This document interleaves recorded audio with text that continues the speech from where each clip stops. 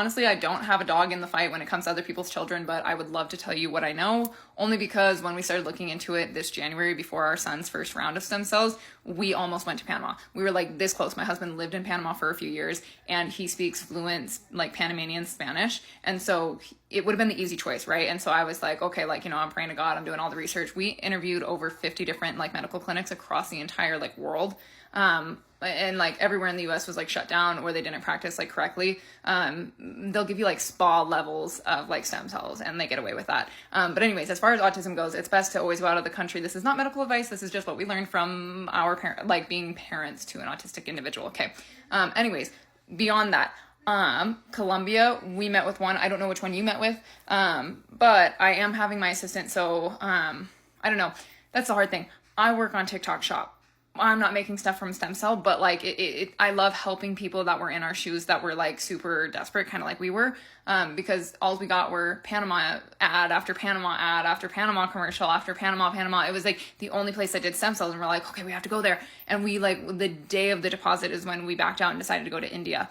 And you're gonna think this is stupid. I went to the freaking Willy Wonka movie and I was like, God, give me a sign. Sure enough, we were talking to the doctor in India and we were trying to decide, and he sounded really knowledgeable, blah, blah, blah. And it was before we even like went any further with like the reasons as to why we picked him. But I just remember I was like, I need a sign. It was the day our $800 deposit was due before we could go to Panama. And sure enough, Willy Wonka, like the first city mentioned in there is Mumbai, India. And that was where the doctor was that we started like leaning towards wanting to go to. And I was like, oh, that's a sign from God. It was fucking Willy Wonka. Like, okay. Anyways, I'm a nut.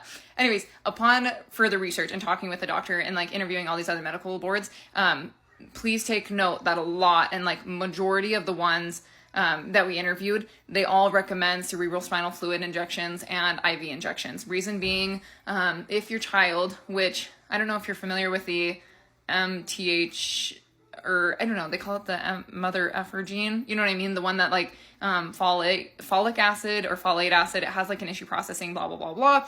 Anyway, so all of these different like little mutations where it's like, is it a genetic component or is it something that we've kind of adapted to as a society with like our crappy diets and stuff? Anyways, with that, like 70% of autistic individuals have that gene or mutation or whatever. Along with that, blood-brain barrier. They did like a study on like a post-mortem study. That's the issue, is that it was after people were like once, like naturally, not like they were, anyways, but naturally they did like a study on their blood-brain barrier and whether or not it was functioning properly at time of death, like whether they thought it was or not. I don't know. I'm not a doctor. But they tried to say like a high percentage, like 70+% had issues with it. So if you go into IV, that is going into your bloodline, right? Intravenously, I think is what it stands for. IV goes into the blood. The blood then has to pass the blood-brain barrier to go to the brain to heal anything neurological. IV can heal your gut. IV can heal like skin. I want to say orthopedics as well. I think you would, I don't know. I'm not an orthopedic person. I don't know. Anyways, but the IV cannot travel to the brain without passing the BBB, which is the blood-brain barrier. Anyways, so a lot of the clinics like state that in their studies, which obviously these are from other countries. So like, I think NIH might also have a study on it. I'm not sure. Anyways, but they all said that cerebral spinal fluid is one direct line, like the cerebral spinal fluid. So, lumbar tap, patients sedated, all of them sedate their patients. Anyways, inject into there, and that's your best chance at it actually like working to its best ability, right? That way they don't have to travel through veins. They don't lose any of their, is it like viability? Something like that.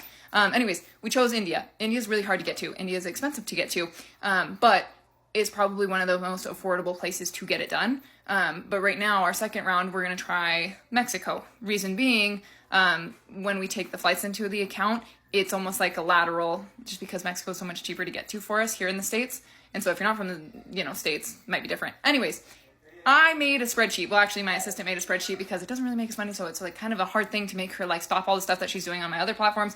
I had her make a spreadsheet. And so all you have to do is go to my bio. It has like a stem cell intake thingy. Anyways, and then the relevant places that we've interviewed that do both protocols can contact you. But you have to accept like some like privacy thing. I don't know. I don't understand it. I asked her to do it for like an hour, but now she's back doing my other work. Again, this is just mainly us trying to help people that are desperate like we were.